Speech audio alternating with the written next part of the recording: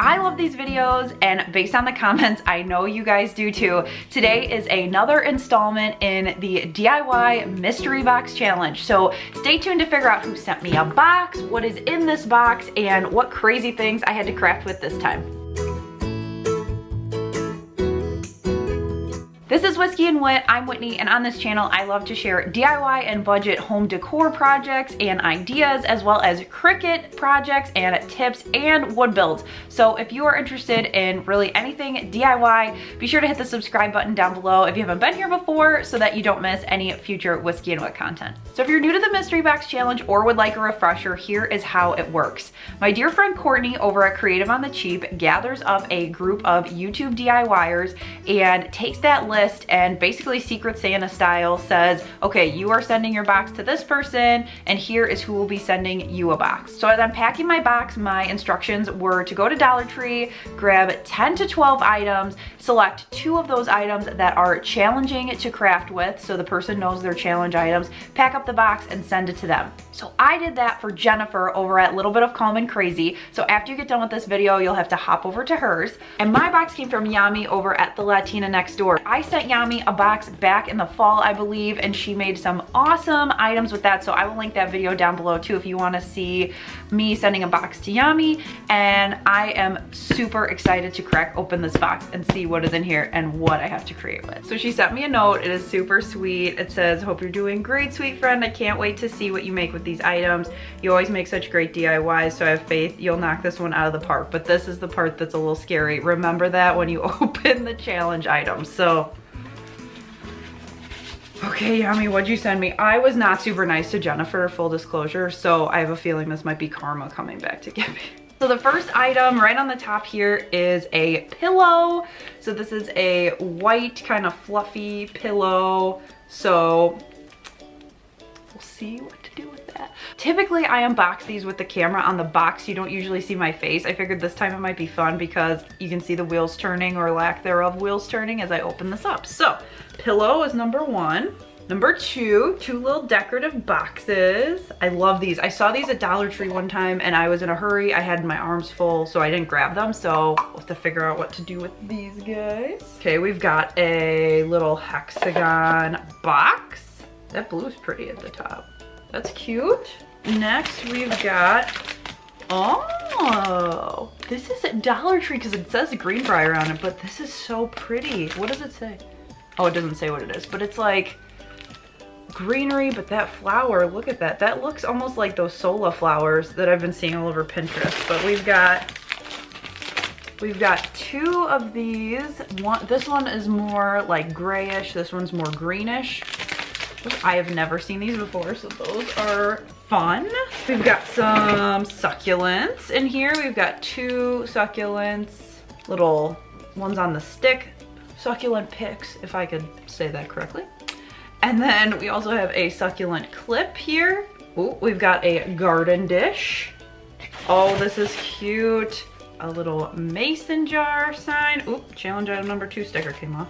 Little mason jar sign. That is super cute. I love the straw too. Oh, she sent me some yarn, so that's great. 2 for 1. This is that just cotton yarn, which I really like. There's like a kind of a wine color and then a navy blue. This is actually really fun. My brother's getting married this summer and these are their wedding colors. And now we're on to the challenge items. Everyone, I've been really lucky in the past. I haven't had anything too crazy for challenge items, but I feel like my time might be up. Okay, here we go. Challenge item number 1. Oh, little graduation bottle. Not terrible. Not terrible, not as scary as I thought. It's a great shape. So, and the top's got a little like pop cap. So, okay. I think I can work with this. And then number 2 in the purple tissue. Oh boy.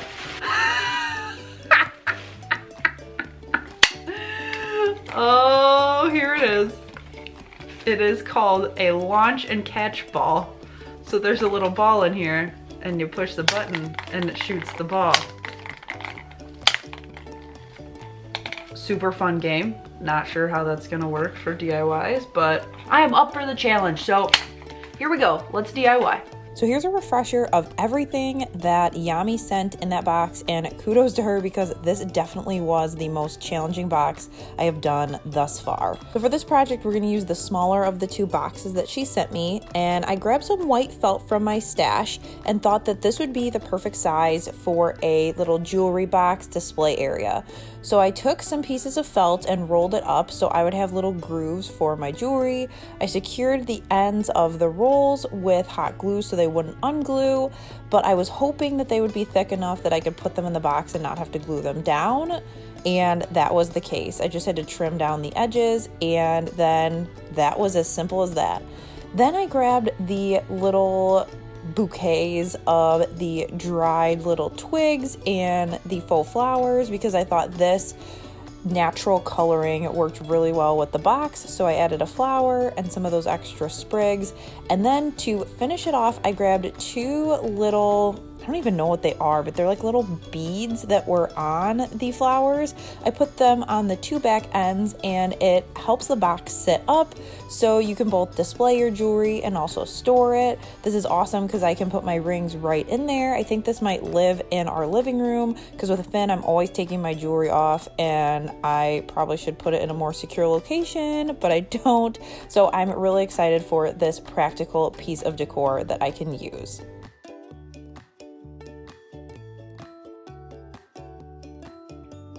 So along with that flower came those little twigs, and I was wondering, like, what can I do with it? Well, because we're so close to Memorial Day, I've got patriotic decor all over my house and on my brain, so I decided to make some vase filler. I split them up into 3 groups. I kept some white, I spray painted some blue, and some red. I had this spray paint on hand from last year when I did my clothespin wreath, so it was the perfect companion to these twigs. I flipped them a couple times to make sure they got coated, brought them inside, made a little bushel of them, tied them up with the little twine that came with them originally, and I stuck them in this cute little crock that I got from the Target Dollar Spot a few years back. This is awesome for adding height to your tiered trays, and it just really fills out this part of the tiered tray at the top.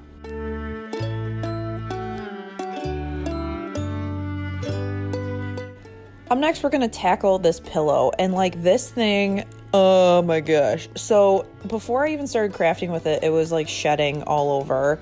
It like reminds me of like, I don't know, owl fur. I don't know. This thing gave me nightmares, but I thought, okay, I could take the stuffing out of the pillow and use it to create just some little like scatter or some stars for my patriotic tiered tray. So I thought, okay, I'll cut out these stars. It'll be super easy. I'll just hot glue them together. Okay, well, the fur was a pain in the butt, but I was married to the idea of having some stuff for my tiered tray. So I grabbed a couple bandanas. These are just from Dollar Tree that I had from prior projects. Cut out similar stars. I just cut out a stencil on my Cricut. And so I cut out 2 red, 2 white, and 2 blue. And I went around the outside with some hot glue, except for one of the points. I stuffed it with a little bit of that stuffing I took out, and then it was kind of a pain, I will not lie, to get everything to kind of hook together. But then I thought, ooh, this is where I can use my yarn. So I grabbed some white yarn. I also used the blue yarn from the box, as well as some red yarn I had on hand. I just used a simple needle and thread and just went around the outside, just a pretty simple loop. As you can tell by my vernacular, I am not a huge sewer, but I do know how to do the simple loop. So I just did that. I went around the outside of all of the stars, and these look so much more Americana, patriotic, especially with that stitching around the outside. It kind of almost like reminds me of baseball stitching. So I love it. So now back to my favorite white fluff. I tried one with the fur on the inside and one with the fur on the outside. The fur on the inside was the way to go because the other one was just like shedding. But after I went through and stitched them, they became a little bit more my style and something that I will definitely use in my house. But as I was going, I was like, this could be a fail. There were a lot of projects in this video as you continue watching that I was thinking this could be a fail. But after I got the blue cotton thread all around the outside, then I just trimmed a little bit of the you can see it's just like everywhere. But once I did that and got them ready to go, I was storing them just kind of as I went in the larger of the two boxes, and I absolutely loved how they looked. So I just decided like they are going to live in that box. With how much I was not loving that pillow from the jump, I'm pretty excited with how this project turned out. They're really awesome just next to signs or to fill in areas, or if you've got any bowls or mugs. They also coordinate really well with my red, white, and blue twig sticks vase filler. So all in all, it's a win, and these got put right into the decor rotation right away. So this by far is my favorite project of the whole video, and it is going to be using the garden dish and the challenge item, the bottle. So the first thing I did was I went out to my garage and used my miter box and saw to chop off the bottom of the bottle because I wanted to get that shape for my idea. So I popped the bottom off and sanded it, and then I brought it back inside to hot glue it to the center of my little garden dish. Then I also added the lid for the cup to make this pendant light. I took some flat black spray paint and gave it 2 coats, and it started to look like a farmhouse light.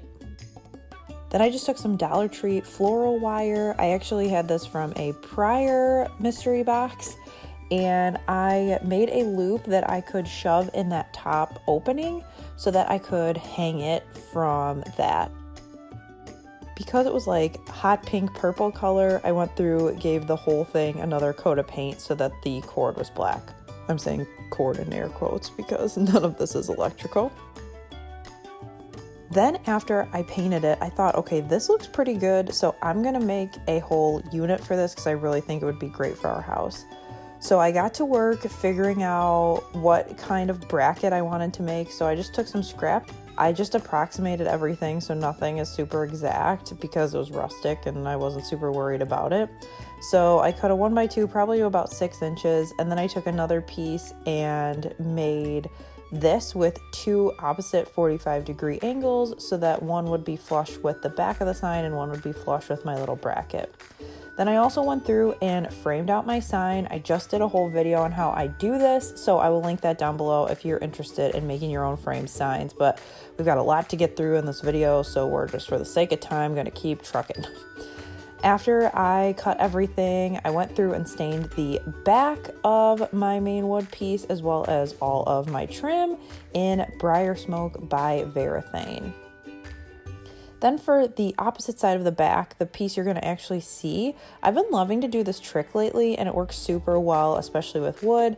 I take some spray paint, I lightly coat it, and it really saves me a ton of time, and it also helps because you don't get that chippy paint effect.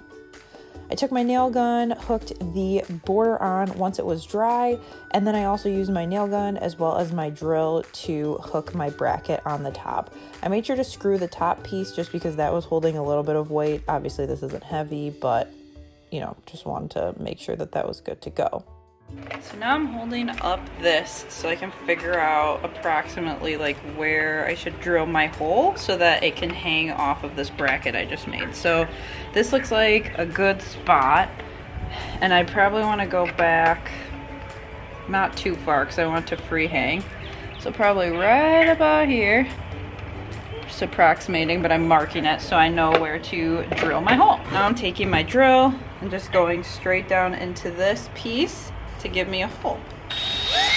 Once I fed my faux cord through my pilot hole from the wood, then I just twisted it around so it would stay in this fancy knot thing that I did. And then my last step was to go through and add some hanging hardware on the back, just so then that way I could hang it I am so proud of how this turned out. I've been actually wanting to purchase some lights that look like this, and they are in my Amazon cart, and I was going to do the whole puck light trick with those that I've been seeing all over TikTok and the internet, but I just hadn't pulled the trigger yet to purchase it, and I'm glad that I didn't because this worked so well. And all I did was grab a puck light from Dollar Tree. It has adhesive already. I stuck it in there. And so this is super awesome. And like I said, it's my absolute favorite, especially because it's something that I wanted to have in our house. And who would have thought that it would come from the mystery box?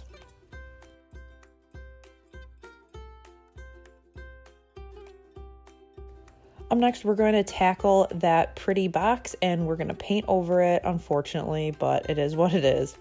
I grabbed some of these 1 foot or 12-inch dowel rods that I had from Dollar Tree, and I went through with hot glue and glued them around the lid, and then also glued it to the bottom base.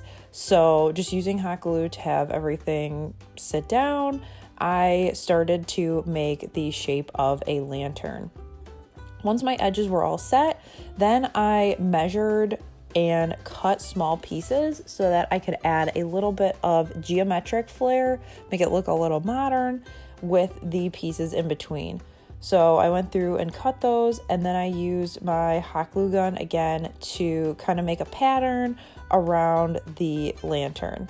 I also finished it off by adding the remainder of my little wood dowels to the bottom to kind of finish off the look. Then I feel like this is the theme of this video, but I took it outside because it's been so pretty in Illinois lately, and I spray painted it this pretty gray color. I made sure to turn it and get all the different angles to make sure that everything was coated, and I really love this gray because it's just a little different than the white or the black lanterns I have at my house.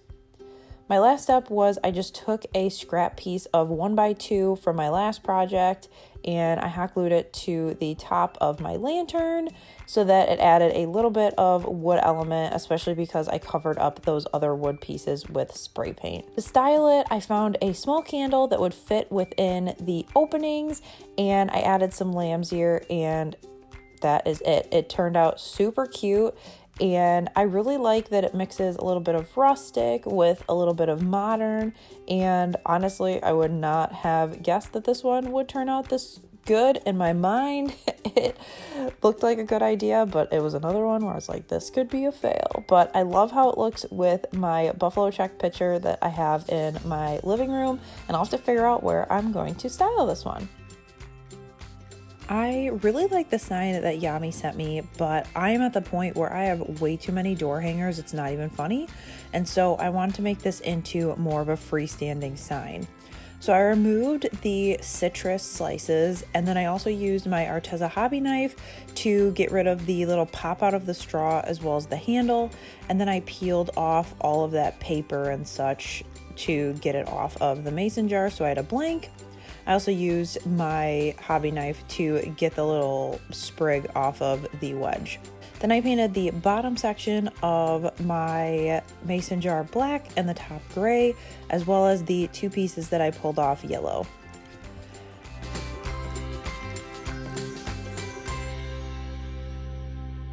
Now I just freehanded this, but if you have a Cricut, you could do a decal. There's a lot of different things you could do here, but I made a lemon wedge as well as a lemon slice. And I've been making a ton of stuff for my future cousin's shower, which is lemon themed. So I've been hand drawing lemon slices for the past couple weeks. And so that's why I was able to kind of whip this out, but it's pretty easy to draw on your own as well. Now, at this point, I realized, I needed to fill my holes because I'm not doing a door hanger. So I went through and did that and then just gave it another coat of paint. So to upgrade this Dollar Tree sign, I decided to make a wood box frame for it. So this is just a scrap piece of plywood as well as scrap 1x2s that I cut down. Like I mentioned earlier, I will link the full how to make wood signs, frame them out, etc. video, so you can check that out if you're interested. Then I decided that I had this scrap piece of lemon fabric. This was a fat quarter that I found at Walmart, just in their regular fabric section, and I used it for a couple other projects that'll be coming up in a future video, but I wanted to use all of it, and so this was the perfect size. I Mod Podged it down, and then I trimmed the edges and used the Mod Podge to make sure everything kind of laid down.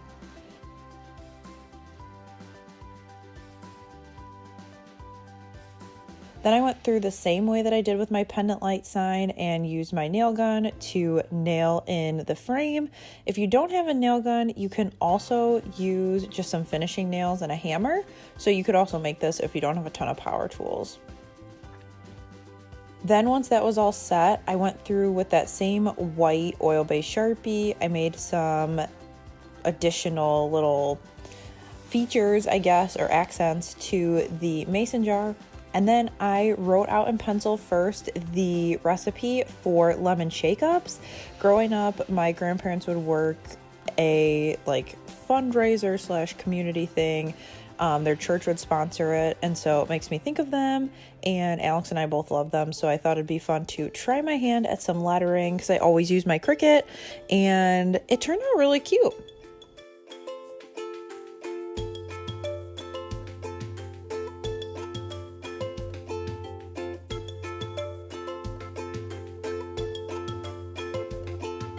My last step was to add some additional lines with black Sharpie to the top of the mason jar, and then to glue my 2 lemon pieces to the mason jar and then to the sign.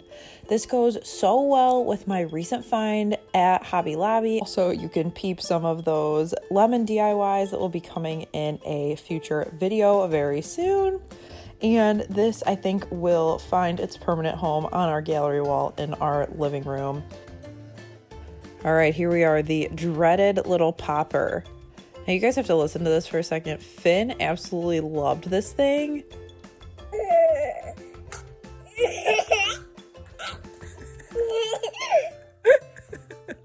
And so I ran out and grabbed a second one so we did not have tears at our house when I had to break it apart to craft. So I popped the top off and decided to use that piece for my DIY. And originally I was going to wrap it in some nautical rope, but I wasn't feeling how that was working out, so I decided to scrap that. I pulled it all off, and then I used some Hobby Lobby burlap to cover it as I kind of thought about what the heck I was going to do. So I just used hot glue within the little holes of the game to stick that on, and then I kind of did just like a makeshift pleat up to the top. And so once that was all glued down, I decided to do the nautical rope again, but just along the bottom section. And then when I got up about 3 or 4 rows, I took some black cotton twine that I also have from prior videos from Dollar Tree, and I wrapped the top of it. And I thought here, my thought process was, okay, if I do the jute and the black, it'll look a little bit more modern. It could potentially be a little bit of boho. And then I could put this plate on top and make a little pedestal. Who doesn't need another riser or a pedestal? I love using them to decorate. And so I just grabbed one of these wood-like chargers that I have from Dollar Tree. I bought a whole case and ordered them to the store. And honestly, I racked my brain for so long to figure this out. And I'm really glad I was able to come up with something that I really like the look of and will definitely use. But I really like how this looks with the lemon items on top, just to give some height to your different vignettes or ways things are set up. Let me know down in the comments what you think. What would you have done with that popper? Jeez, it was hard. And we have made it to our final project, these darn succulents. Now, honestly, I would have thought that these would have been the challenge item because I drove through this whole thing to figure out how to do this.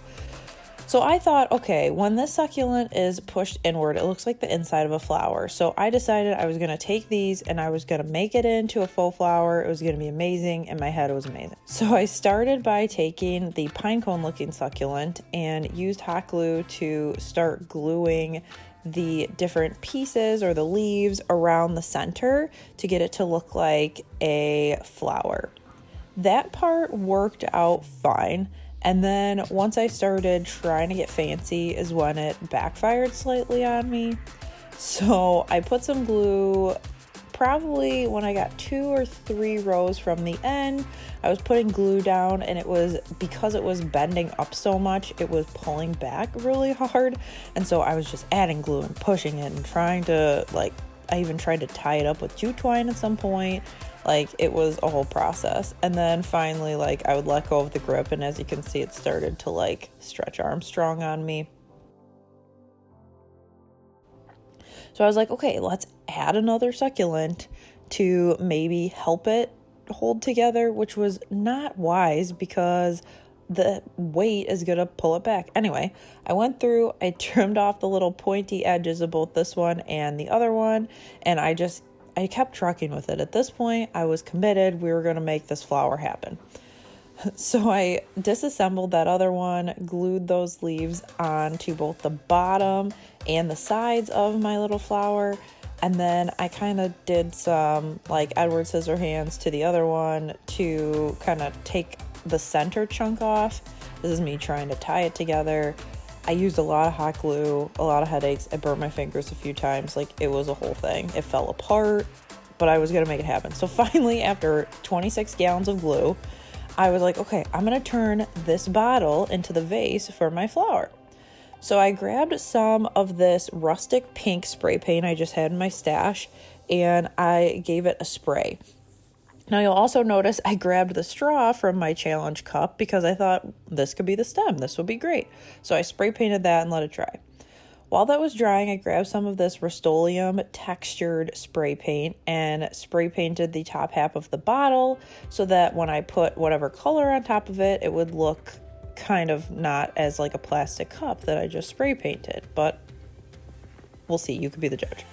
So then I just took some flat white spray paint and spray the whole thing, did the different sides. And then I covered everything but a bottom strip with a baggie and some painter's tape once it was all dry. And I used this fossil color to give it kind of that two-toned, like really trendy look right now.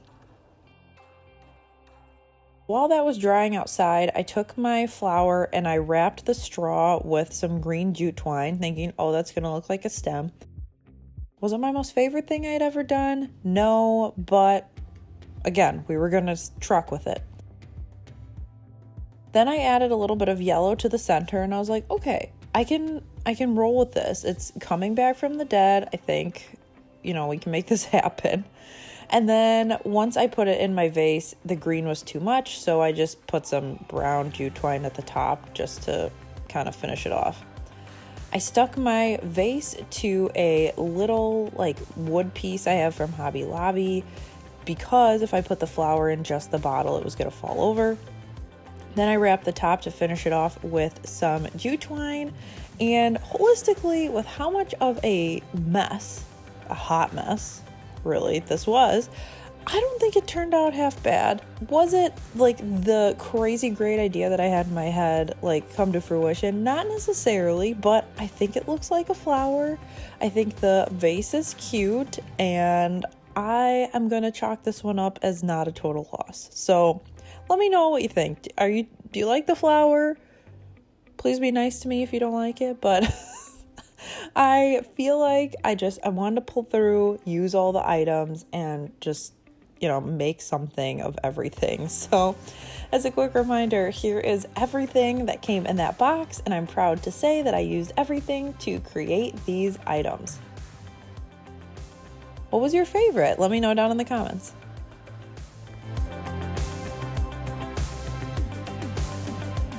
Thanks so much for watching. I hope you enjoyed what I made out of that box of fun from Yami. Thank you, Yami, for such a great box. I had such a great time.